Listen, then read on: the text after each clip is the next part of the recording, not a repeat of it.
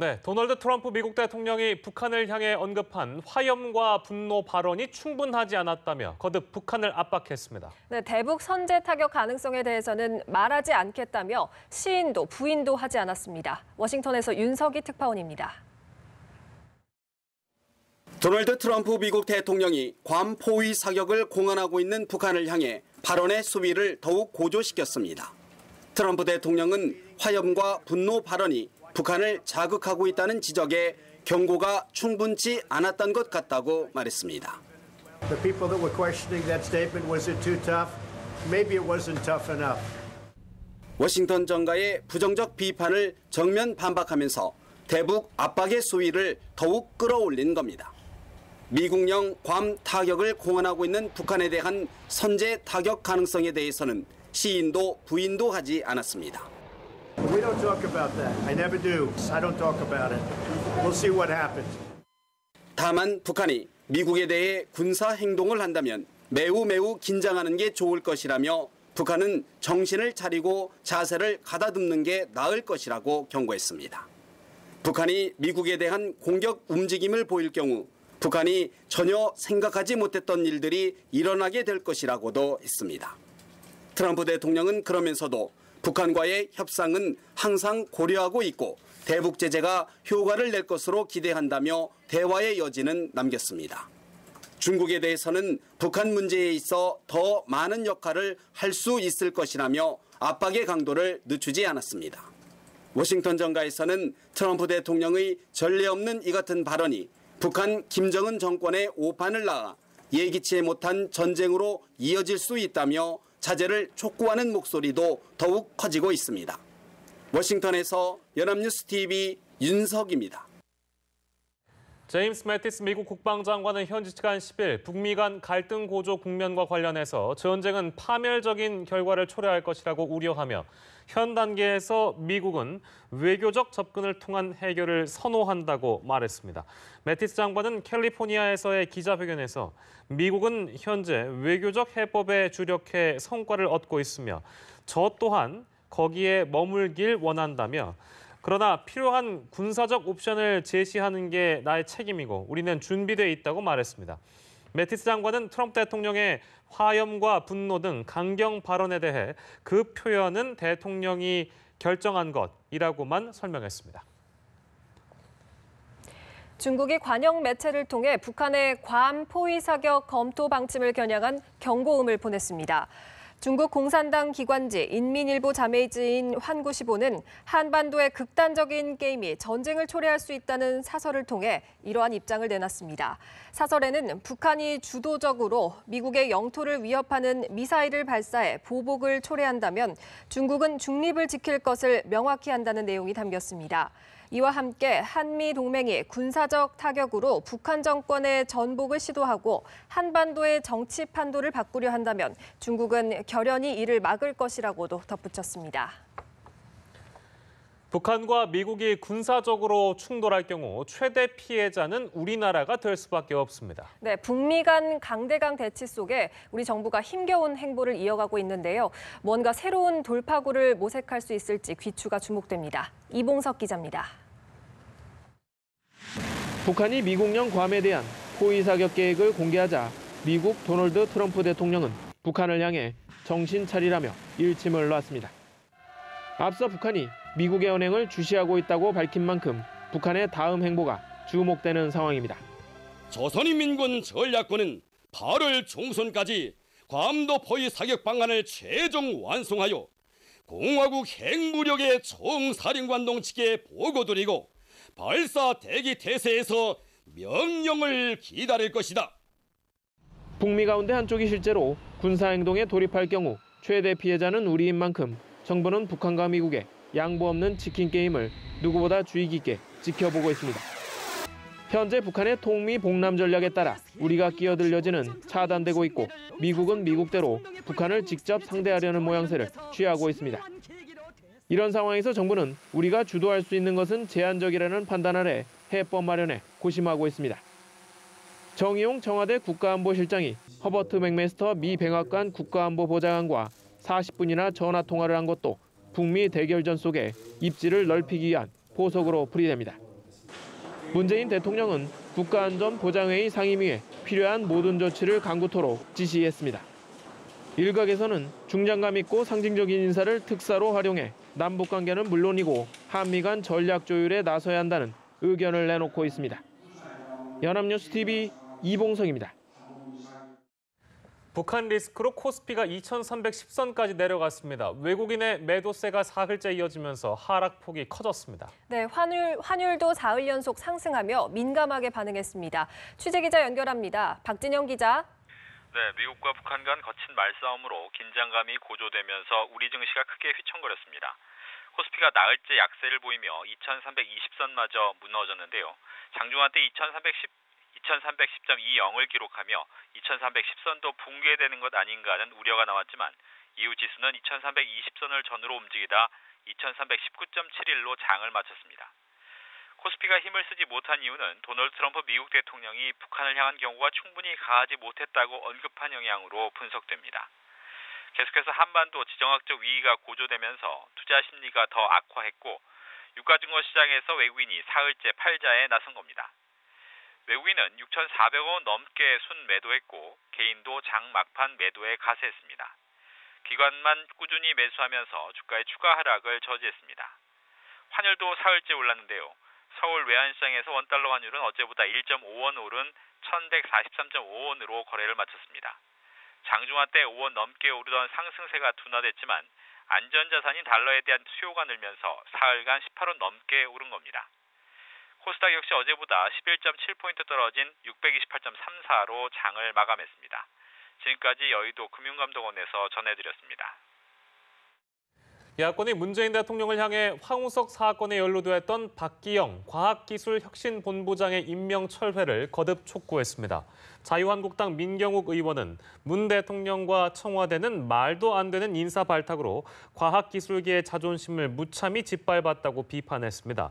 국민의당 이용호 정책위의장은 박 본부장은 청산해야 할 적폐라며 국정농단 주역인 최순실에게도 공과 관은 있을 것이라고 지적했습니다. 바른정당 주호영 원내대표도 자살골을 넣은 선수를 재기용하면서 앞으로 득점할 테니 뛰게 하자는 것과 뭐가 다르냐고 비판했습니다. 서울대 교수 288명이 임명 직후 자질 논란을 낳은 박기영 과학기술혁신본부장의 사퇴를 촉구하고 나섰습니다. 서울대 교수들은 성명서에서 박 본부장은 황우석 사태가 발생했을 당시에 청와대 과학기술보좌관으로 가장 큰 책임을 져야 할 위치에 있었지만 반성하거나 사죄한 적이 없었다고 비판했습니다. 성명서 발기인에는 황우석 사태 당시 서울대 연구처장이었던 노정혜 교수와 현 정부의 국정기획자문위원인 호원경 교수 등이 참여했습니다. 서울대 교수들은 14일까지 서명을 받아 최종 명단을 정리해 발표할 예정입니다. 새 지도부를 선출하는 국민의당은 오늘 전당대회 후보 등록을 마감합니다. 안철수 전 대표와 정동영 의원이 어제 후보 등록을 한 데 이어서 오늘은 천정배 전 대표와 이원주 원내수석 부대표도 당대표 출마 선언을 했습니다. 네, 국회 취재기자 연결해서 자세한 내용 알아보겠습니다. 팽재용 기자. 네, 어제 안철수 전 대표와 정동영 의원이 이 후보를 마친 상태에서 오늘 오전엔 천정배 전 대표도 후보 등록을 했습니다. 이 천정배 전 대표는 두렵다고 해서 주저앉아 있으면 아무것도 이룰 수 없다며 풍전등화의 위기에 처한 국민의당을 반드시 살리겠다는 각오를 밝혔습니다. 최고위원에 출마하며 안 전 대표를 지원할 것으로 알려졌던 이현주 원내수석부 대표도 오늘 출마 선언을 했습니다. 이 수석부 대표는 오랜 고민 끝에 전당대회 출마를 결심했다며 지금 국민의당에는 섬기는 리더십이 필요하다고 강조했습니다. 한편 김한길 전 새정치민주연합 대표의 경우 이번 전대회는 출마하지 않기로 결론을 내렸습니다. 당권 도전에 무게를 줬던 김 전 대표가 마음을 바꾼 것을 두고 안 전 대표와 큰 뜻을 함께하려는 것 아니냐는 관측이 나오고 있습니다. 이 결선 투표제가 도입된 이번 전대에서 천 전 대표와 정 의원이 후보 단일화를 이룰지 관심이 큰 상황입니다. 당사자들은 아직 단일화 여부에 대해 말을 아끼고 있지만 안 전 대표의 출마에 반대하고 있는 공감대가 있는 만큼 상황 변화에 따라 세를 합칠 가능성이 충분하다는 전망이 나옵니다. 예, 한편 국회 환경노동위원회에서는 김영주 고용노동부 장관 후보자에 대한 인사청문회가 진행되고 있다고요? 네, 그렇습니다. 오전부터 김영주 고용노동부 장관 후보자에 대한 인사청문회가 아직 현재까지 순조롭게 진행되고 있는 상황입니다. 김 후보자는 지난 7월 조대엽 후보자가 도덕성과 전문성 시비에 휘말려 자진 사퇴한 후 새로 지명돼 검증대에 서게 됐습니다. 자유한국당을 비롯한 야당은 김 후보자가 외동딸에게 재산을 증여하는 과정에서 세금을 탈루한 의혹 등을 제시하며 도덕성 검증에 집중 나섰습니다. 이에 김 후보자는 증여세 부분에 대해서 잘 알지 못해 세금 납부를 일부 놓친 부분이 있었다며 그러나 재산 형성 과정에서 불법은 없었다고 설명했습니다. 여당은 정책끼리 집중하며 김 후보자의 노동개혁 의지를 확인했는데요. 더불어민주당 의원들은 노동개혁에 대한 장관의 의지를 재차 물었고 김 후보자는 노동시장 변화가 필요할 때라며 문재인 정부의 일자리 정책을 안정적으로 추진하겠다고 밝혔습니다. 김 후보자는 서울신탁은행 노조간부 출신으로 19대 국회 후반기 환노위원장을 지내는 등 노동 현안에 대한 다양한 경험과 지식을 갖춘 것으로 평가받습니다. 특히 고위공직자 인사청문 제도가 도입된 이래 현역 의원이 낙마한 사례가 없어 이번에도 청문회 의원 불패 신화가 이어질지 관심이 주목되고 있습니다. 지금까지 국회에서 전해드렸습니다. 경찰청장과 중앙경찰학교장의 진실게임으로 경찰이 곤욕을 치르고 있습니다. 네, 돌이켜보면 경찰 내 항명 파동은 과거부터 비슷하게 반복돼 왔는데요. 배경에는 결국 인사 문제가 얽혀 있다는 분석입니다. 박효정 기자입니다. 검경 수사권 조정에 기대를 걸며 개혁 의지를 다지던 경찰이 별안간 혼란에 빠졌습니다. 이철성 경찰청장으로부터 촛불 집회 관련 SNS 글 삭제를 지시받았다는 강인철 중앙경찰학교장의 폭로 때문입니다. 이 청장이 검찰에 고발된 가운데 경찰 내부망에는 강 학교장을 지지하거나 비판하는 글들이 올라오는가 하면 두 사람 모두 사퇴해야 한다는 의견까지 나왔습니다. 수뇌부와 일선을 막론하고 경찰 내 항명 파동은 잦은 편입니다. 대표적으로 지난 2010년 최수창 당시 서울 강북서장은 주현호 경찰청장의 성과주의를 비판하며 사퇴를 요구했다 파면당했습니다. 2014년엔 경기 일산경찰서의 한 경위가 상급자에게 인사자료를 내놓으라고 옷깃을 잡아 끌었다 해임됐고 지난 4월에는 김경원 전 용산경찰서장이 직원을 부당하게 좌천시킨 의혹으로 수사를 받았습니다. 사정은 조금씩 다르지만 갈등의 중심에는 인사 불만이 자리했습니다. 경찰대 출신과 사시특채, 순경공채 등 입직 경로가 다양한 경찰은 검찰과 달리 동질성이 떨어지다 보니 기수에 관계없이 승진하는 사례가 잦습니다. 수뇌부로 갈수록 정권의 입김에 휘둘려 독립적이고 투명한 인사제도가 작동하지 못한다는 점도 원인으로 꼽힙니다. 진급이라든가 승진이라든가 보직에 대해 가지고 자기가 나름대로 난 잘 갔다라고 하는 사람은 그야말로 소수고 계급이 올라가면 갈수록 그런 현상이 벌어지는 거예요. 이번 사건의 결론과 무관하게 수뇌부의 이전 투구로 경찰이 큰 상처를 입게 된 것만은 분명하다는 지적입니다. 연합뉴스TV 박효정입니다. 정부가 올해 말부터 치매 환자를 국가가 책임지고 관리하기로 했습니다. 네, 하지만 현장에서는 해결해야 할 과제가 많아서 당장 시행하는 데 상당한 어려움이 예상됩니다. 김장현 기자입니다. 서울에서 노인 인구가 가장 많은 구인 은평구의 치매지원센터입니다. 의사와 간호사, 사회복지사 12명이 지역 주민들을 대상으로 치매 통합 서비스를 제공하고 있습니다. 이곳을 이용하는 노인은 하루 평균 100여 명입니다. 저희 같은 경우에는 은평구에서 이제 노인 인구가 서울에서 1위예요. 그래서 노인 인구가 좀 많으세요. 그렇다 보니까 선별 검진 등 여러 가지 이제 활동을 다 하기에는 인력은 많이 부족한 편입니다. 정부는 이러한 치매 지원 센터를 의료와 복지, 요양, 돌봄 서비스 등을 함께 제공하는 치매 안심센터로 전환해 전국에 확대 설치할 계획입니다. 하지만 도시 지역과 농촌 지역 등 지역별 특성을 고려한 센터의 기능과 역할이 명확하지 않은 상태입니다. 또 치매 의료비의 90%를 건강보험급여에서 지급하고 장기요양보험급여에 본인 부담 상한제를 적용할 방침이지만 늘어나는 재원을 어떻게 마련할지가 과제입니다. 방문 요양과 돌봄 서비스의 강화 없이 경증 치매 환자까지 관리 대상에 우선 포함되면서 오히려 요양시설 입소 대상자가 늘어날 것으로 예상되고 있습니다. 전문가들은 치매 국가 책임제가 효과적으로 시행되기 위해서는 공공과 민간이 협력해서 의료기관과 복지시설이 유기적으로 결합돼야 한다고 말합니다. 사업을 펼쳐나가기 위한 기본적인 어떤 시설 인프라라든지 인력, 자격과 어떤 수준이 담보된 그런 좋은 전문 인력들이 많이 확보되는 게 이제 중요한데 아직 이제 그런 부분에서 더 애를 써야 될 부분이 많이 남아 있는 것 같습니다. 의료와 요양이 통합된 형태로 환자와 가족을 지원하는 체계가 필요합니다. 치매 환자가 지역사회에서 삶의 존엄성을 찾으면서 살아갈 수 있는 지혜를 모아야 할 시점입니다. 연합뉴스 TV 김장현입니다.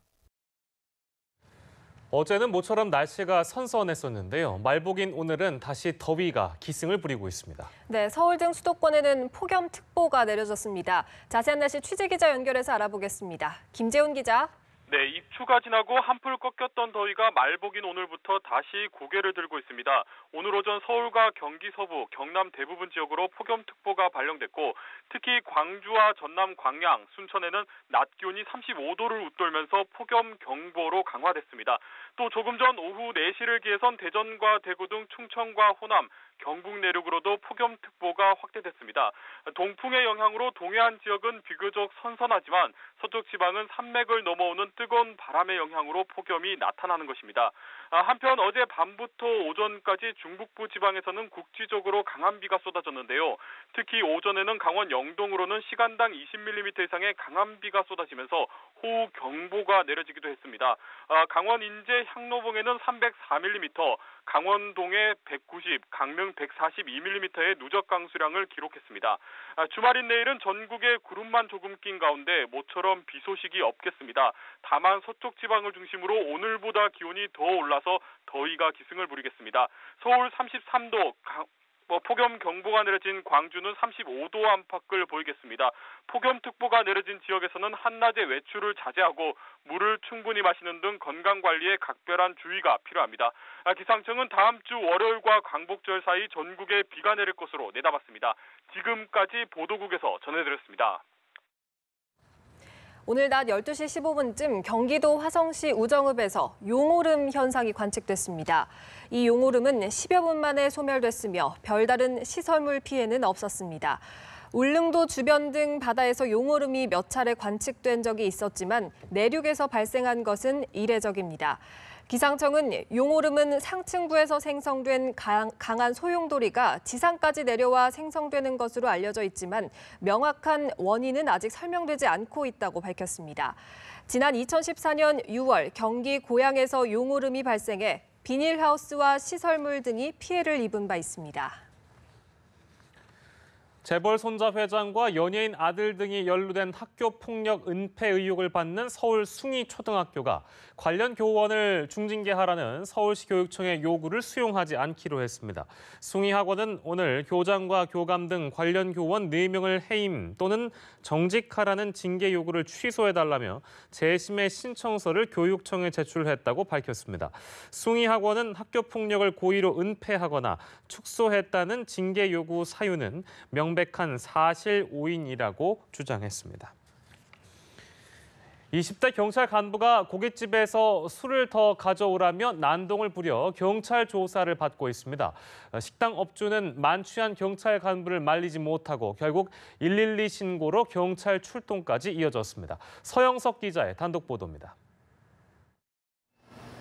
세종시 먹자골목에 자리한 고깃집입니다.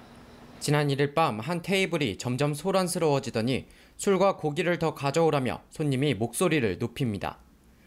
고깃집 주인은 술을 많이 드셨다고 술과 고기가 다 떨어졌으니 돌아가시라고 말하자 손님은 상차림을 뒤엎어버렸고 고기판과 의자 등이 바닥에 나뒹굴었습니다. 이 소동에 다른 손님들도 깜짝 놀랐고 고깃집 주인은 112에 신고했습니다. 덩치도 좀 크시고 그 상태로 이제 뭐라고 이제 하니까 주변에서 우리 또 손님들한테 피해가 우리가 있으니까 아마 신고를 하신 것 같아요. 출동한 경찰에게도 횡설수설할 정도로 만취한 상태였던 손님은 정부 중앙부처에 파견된 20대 경찰 간부 A씨였습니다. A씨는 못하던 술을 2차까지 이어가 당시 상황이 잘 기억나지 않는다고 밝혔습니다. 일어나다가 제가 옷에 걸렸다. 그러니까 이제 급한 손이 휘적하다가 팡 하고 좀 이게 와랑창 하면서 뭐 그동안 진짜 하도 전 이런 일이 없었는데 의도를 갖고 난동을 부렸는지 실수로 불판이 떨어진 건지 모르겠다면서도 A씨는 배상을 하겠다고 했지만 업주는 이를 거절했습니다. 제가 좀 많이 피해를 끼친 게 있다라면은 뭐 배상을 해드리고 뭐 저 스스로도 지금 많이 그 부분에서는 좀 자괴감 맞을 정도로 좀 많이 반성을 하고 있습니다. 경찰은 다음 주 초 A씨를 상대로 조사할 예정입니다. 연합뉴스TV 서영석입니다. 불우한 아동을 돕는다며 100억 원대의 기부금을 받아 사무실 운영비와 자신들의 쌈짓돈으로 챙긴 기부단체 회장과 간부들이 경찰에 붙잡혔습니다. 서울경찰청 지능범죄수사대는 상습 사기 등의 혐의로 기부단체 회장 54살 윤모 씨 등 2명에 대해 구속영장을 신청하고 법인 관계자 4명을 불구속 입건했습니다. 윤 씨 등은 2014년부터 기부단체를 운영하며 4만 9천여 명으로부터 기부금 128억 원을 모금했지만 실제 기부는 1.7%에 불과한 2억 원가량만 사용한 것으로 드러났습니다. 윤 씨는 기부금으로 외제차를 사거나 해외여행을 하는 등 호화 생활을 즐겼고 직원들끼리 요트 파티까지 한 것으로 확인됐습니다. 전북 익산경찰서는 잠수복을 입고 골프장에 잠입해 물에 빠진 골프공 12만 개를 훔친 37살 김모 씨 등 5명을 특수절도 혐의로 불구속 입건했다고 밝혔습니다. 이들은 지난해 6월부터 1년간 전국 골프장을 돌며 잠수복을 입고 골프장 코스 사이에 호수인 워터 해저드에 들어가 물에 빠진 골프공 12만 개를 훔친 혐의를 받고 있습니다. 이들은 전북 익산에 보관 창고를 마련하고 훔친 골프공을 세척해 전문 매입군에게 팔아왔던 것으로 드러났습니다. 경찰은 이들을 상대로 여죄를 조사하고 있습니다.